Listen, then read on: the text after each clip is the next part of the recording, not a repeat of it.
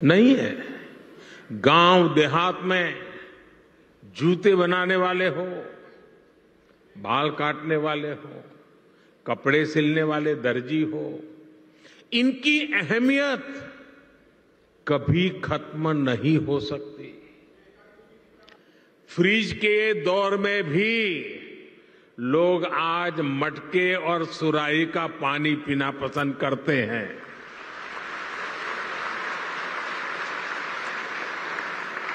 दुनिया कितनी भी आगे बढ़ जाए, टेक्नोलॉजी कहीं भी पहुंच जाए, लेकिन इनकी भूमिका, इनका महत्व हमेशा रहेगा। और इसलिए आज समय की मांग है कि इन विश्वकर्मा साथियों को पहचाना जाए, उन्हें हर तरह से सपोर्ट किया जाए। साथियों, हमारी सरकार अपने विश्वकर्मा भाई बहनों को और उनका सम्मान बढ़ाने का, उनका सामर्थ्य बढ़ाने और उनकी समृद्धि बढ़ाने के लिए आज सरकार एक सहयोगी बनकर के आपके पास आई है। अभी इस योजना में 18 अलग अलग तरह का काम करने वाले विश्वकर्मा साथियों पर फोकस किया गया है। और शायद ही कोई गांव ऐसा होगा कि जहां इस 18 प्रकार के काम करने वाले लोग न हो। इनमें लकड़ी का काम करने वाले कारपेंटर, लकड़ी के खिलौने बनाने वाले कारीगर, लोहे का काम करने वाले लोहार, सोने के आभूषण बनाने वाले सुनार, मिट्टी का काम करने वाले कुम्हार, मूर्तियां बनाने वाले मूर्तिकार, जूते बनाने वाले भाई, राजमिस्त्री का काम करने वाले लोग, हेयर कटिंग करने वाले लोग, कपड़े धुलने वाले लोग, कपड़े सिलने वाले लोग, माला बनाने वाले, फिशिंग नेट बनाने वाले, नाव बनाने वाले, ऐसे अलग अलग के तरह तरह के काम करने वाले साथियों को शामिल किया गया है। पीएम विश्वकर्मा योजना पर सरकार अभी 13,000 करोड़ रुपए खर्च करने वाली है। मेरे परिवारजनों, कुछ साल पहले, करीब 30-35 साल हो गए होंगे, मैं एक बार यूरोप में ब्रसेल्स गया था। तो वहां कुछ समय था, तो मुझे वहां के जो मेरे होस्ट थे वो एक ज्वेलरी का एग्जीबिशन था, वो देखने के लिए ले गए। तो मैं जिज्ञासा से जरा पूछ रहा था उनको कि भाई यहाँ ये चीजों का मार्केट कैसा होता है, क्या होता है। तो मेरे लिए बड़ा सरप्राइज था। उन्होंने कहा, साहब यहाँ जो मशीन से बनी हुई ज्वेलरी है उसकी डिमांड कम से कम होती है, जो हाथ से बनी हुई ज्वेलरी है लोग महंगे से महंगे पैसे देकर के भी उसको खरीदना पसंद करते हैं। आप सभी हाथ से, अपने हुनर से जो बारीक काम करते हैं, दुनिया में उसकी डिमांड बढ़ रही है। आजकल हम देखते हैं कि बड़ी बड़ी कंपनियां भी अपने प्रोडक्ट बनाने के लिए अपना काम दूसरी छोटी छोटी कंपनियों को देती है। ये पूरी दुनिया में एक बहुत बड़ा इंडस्ट्री है। आउटसोर्सिंग का काम भी हमारे इन्हीं विश्वकर्मा साथियों के पास आए। आप बड़ी सप्लाई चेन का हिस्सा बने। हम इसके लिए आपको तैयार करने की दिशा में आगे बढ़ रहे हैं।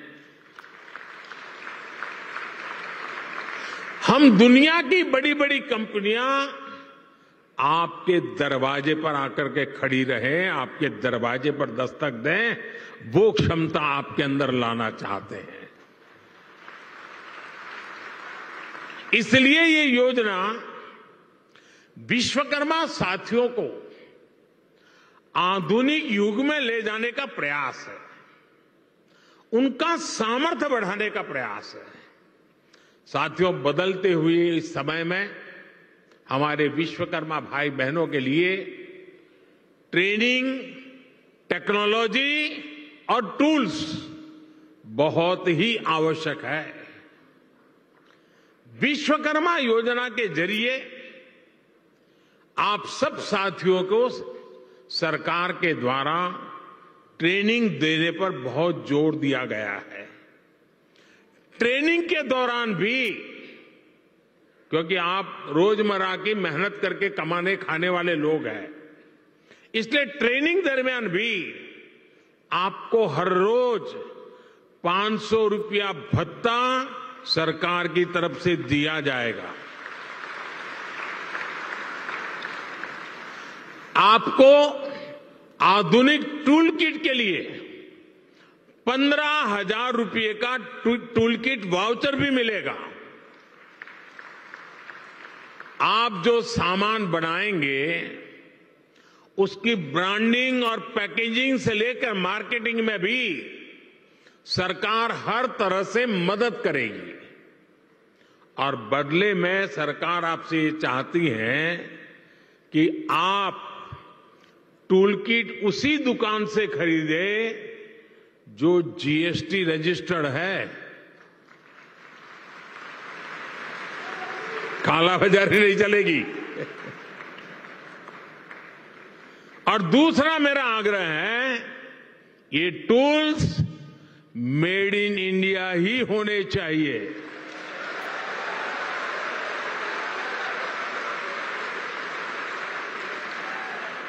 मेरे परिवारजनों, अगर आप अपना कारोबार बढ़ाना चाहते हैं तो शुरुआती पूंजी की दिक्कत ना आए, इसका भी ध्यान सरकार ने रखा है।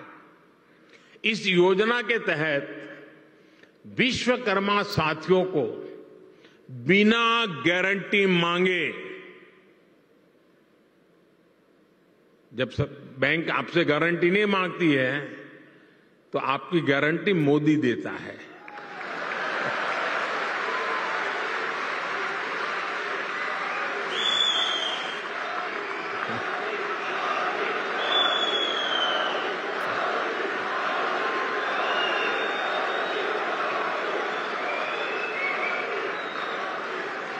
बिना गारंटी मांगे 3 लाख रुपए तक का कर्ज मिलेगा, आपको ऋण मिलेगा। और यह भी सुनिश्चित किया गया है कि इस ऋण का ब्याज बहुत ही कम रहे। सरकार ने प्रावधान ये किया है कि पहली बार में अगर आपने की ट्रेनिंग हो गई, आपने नए टूल ले लिए, तो पहली बार आपको 1 लाख रुपए तक का ऋण मिलेगा। और जब आप ये चुका देंगे, ताकि पता चलेगा कि काम हो रहा है, तो फिर आपको 2 लाख रुपया का ऋण और उपलब्ध होगा। मेरे परिवारजनों, आज देश में वो सरकार है जो वंचितों को वरीयता देती है। ये हमारी सरकार ही है जो वन डिस्ट्रिक्ट वन प्रोडक्ट योजना के जरिए हर जिले के विशेष उत्पादों को बढ़ावा दे रही है। हमारी सरकार ने ही पहली बार रेहड़ी पटरी ठेले वालों को पीएम स्वनिधि के तहत मदद की है। बैंक के दरवाजे उनके लिए खोल दिए हैं। ये हमारी सरकार है जिसने आजादी के बाद पहली बार बंजारा और गुमंत जनजातियों की परवाह की है। ये हमारी ही सरकार है जिसने आजादी के बाद पहली बार दिव्यांग जनों के लिए हर स्थान पर विशेष सुविधाएं विकसित की है।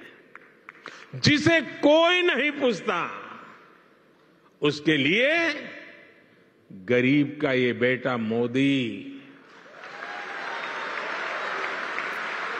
उसका सेवक बनकर आया है। सबको सम्मान का जीवन देना, सभी तक सुविधा पहुंचाना, ये मोदी की गारंटी है।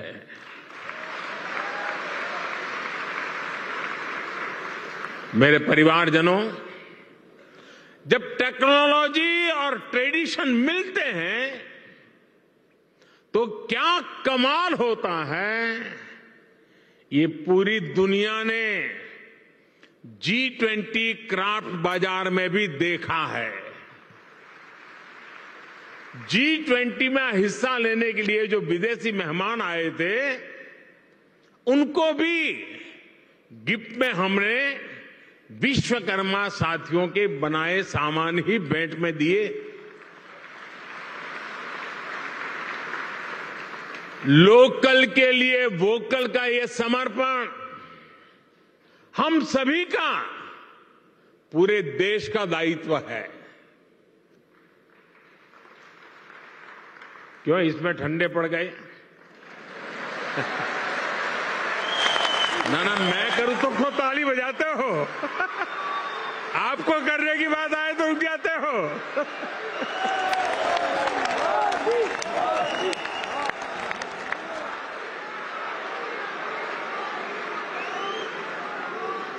आप मुझे बताइए, हमारे देश में जो चीजें हमारे कारीगर बनाते हैं, हमारे लोग बनाते हैं, वो दुनिया के बाजार में पहुंचनी चाहिए कि नहीं पहुंचनी चाहिए? दुनिया के बाजार में बिकनी चाहिए कि नहीं बिकनी चाहिए? तो ये काम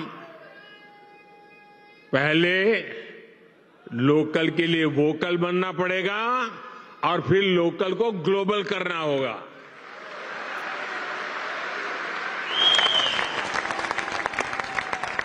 साथियों, अब गणेश चतुर्थी, धनतेरस, दीपावली सहित अनेक त्योहार आने वाले हैं।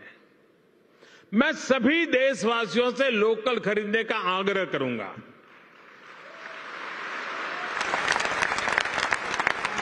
और जब मैं लोकल खरीदने की बात करता हूं तो कुछ लोगों को इतना ही लगता है कि दिवाली के दिए ले ले, बस और कुछ नहीं।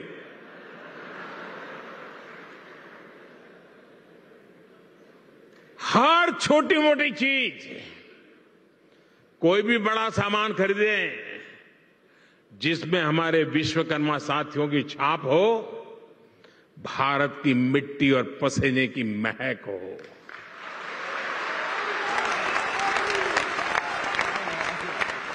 मेरे परिवारजनों, आज का विकसित होता हुआ भारत हर क्षेत्र में अपनी नई पहचान बना रहा है। कुछ दिन पहले हमने देखा है कि कैसे भारत मंडपम को लेकर दुनिया भर में चर्चा हुई है। ये इंटरनेशनल एग्जीबिशन सेंटर यशोभूमि इसी परंपरा को और भव्यता से आगे बढ़ाता है। और यशोभूमि का सीधा सीधा संदेश है, इस भूमि पर जो भी होगा यश ही यश प्राप्त होने वाला है।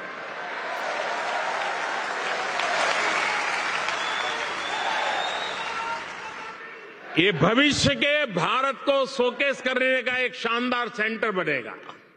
साथियों, भारत के बड़े आर्थिक सामर्थ्य, बड़ी व्यापारिक शक्ति को शोकेस करने के लिए भारत की राजधानी में जैसा सेंटर होना चाहिए, ये वो सेंटर है।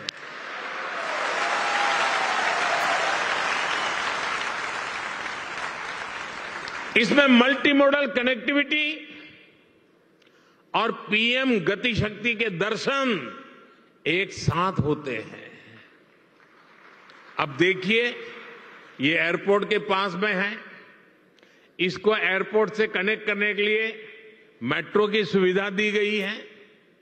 आज यहां मेट्रो स्टेशन का भी उद्घाटन हुआ है। ये मेट्रो स्टेशन सीधा इस कॉम्प्लेक्स से जुड़ा हुआ है। इस मेट्रो सुविधा के चलते दिल्ली के अलग अलग हिस्सों से लोग का समय बहुत आसानी से कम समय में ये यहां पहुंच पाएंगे।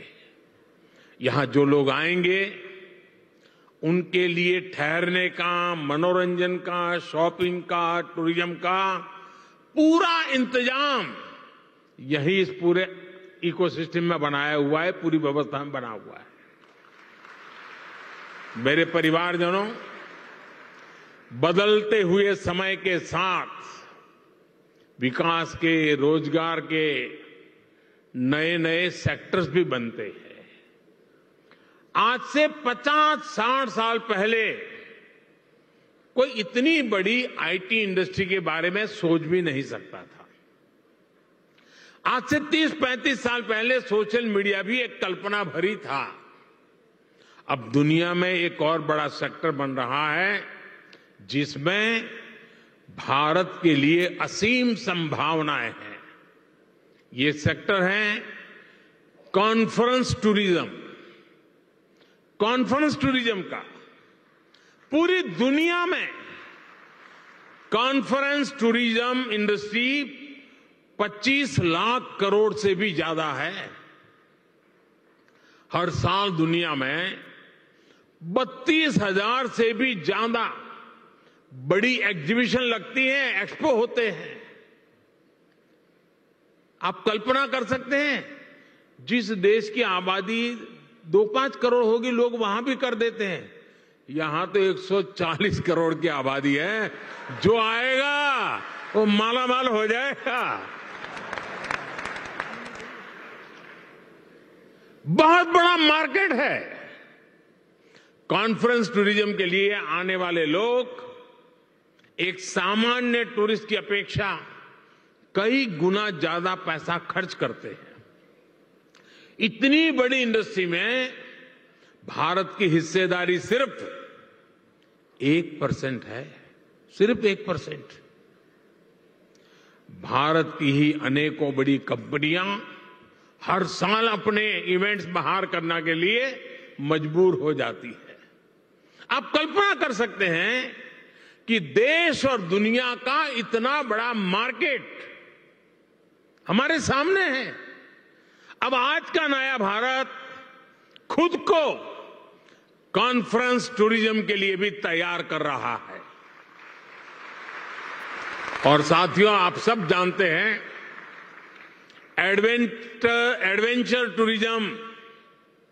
एडवेंचर टूरिज्म वही होगा जहां एडवेंचर के साधन संसाधन हो। मेडिकल टूरिज्म वही होगा जहां आधुनिक चिकित्सा सुविधाएं हो। स्पिरिचुअल टूरिज्म वही होगा जहां ऐतिहासिक, धार्मिक, स्पिरिचुअल एक्टिविटी हो। हेरिटेज टूरिज्म भी वही होगा जहां हिस्ट्री और हेरिटेज का बाहुल्य हो। इसी तरह कॉन्फ्रेंस टूरिज्म भी वही होगा जहां इवेंट्स के लिए, मीटिंग्स के लिए, एग्जीबिशन के लिए जरूरी साधन संसाधन हो।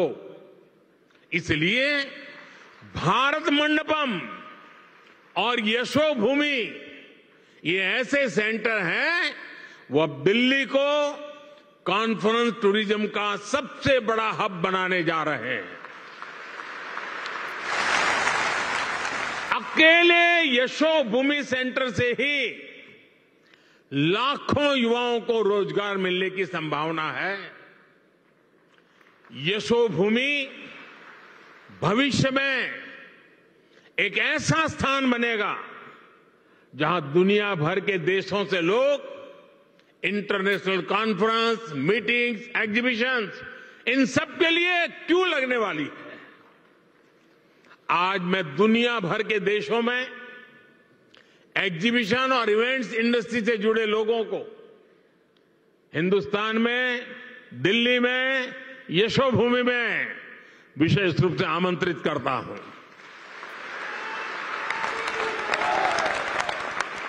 मैं देश की पूरब, पश्चिम, उत्तर, दक्षिण हर क्षेत्र की फिल्म इंडस्ट्री, टीवी इंडस्ट्री को आमंत्रित करूंगा।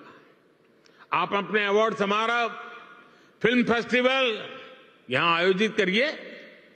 फिल्म के पहले शो यहां आयोजित करिए।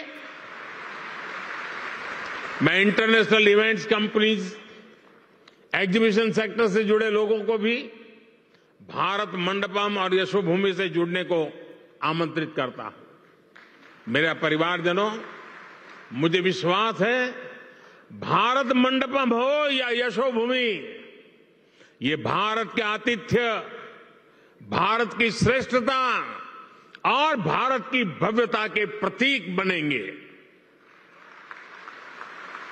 भारत मंडपम और ये यशोभूमि दोनों में ही भारतीय संस्कृति और अत्याधुनिक सुविधाओं, इन दोनों का संगम है।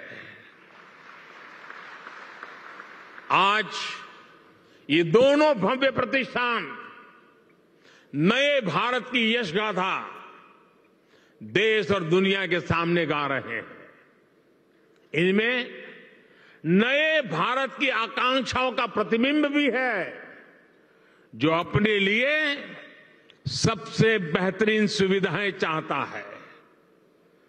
साथियों, मेरे शब्द लिख के रखिए। भारत अब रुकने वाला नहीं है।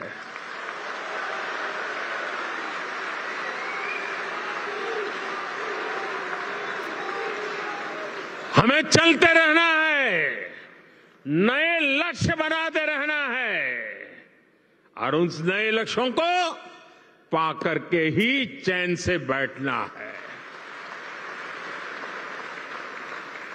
और ये हम सभी के परिश्रम और परिश्रम की पराकाष्ठा देश को 2047 में दुनिया के सामने डंके की चोट पर विकसित भारत के रूप में खड़ा कर देंगे, ये संकल्प लेकर के चलता है। ये समय हम सभी के लिए जुट जाने का समय है।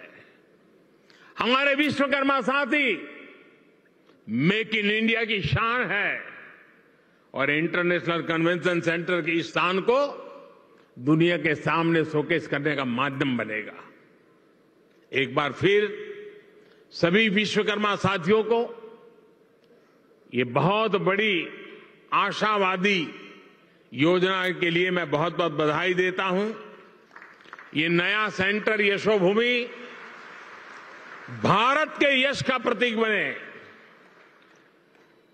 दिल्ली की शान को और बढ़ाए। इसी मंगल कामना के साथ आप सभी को बहुत बहुत शुभकामनाएं, बहुत बहुत धन्यवाद। नमस्कार।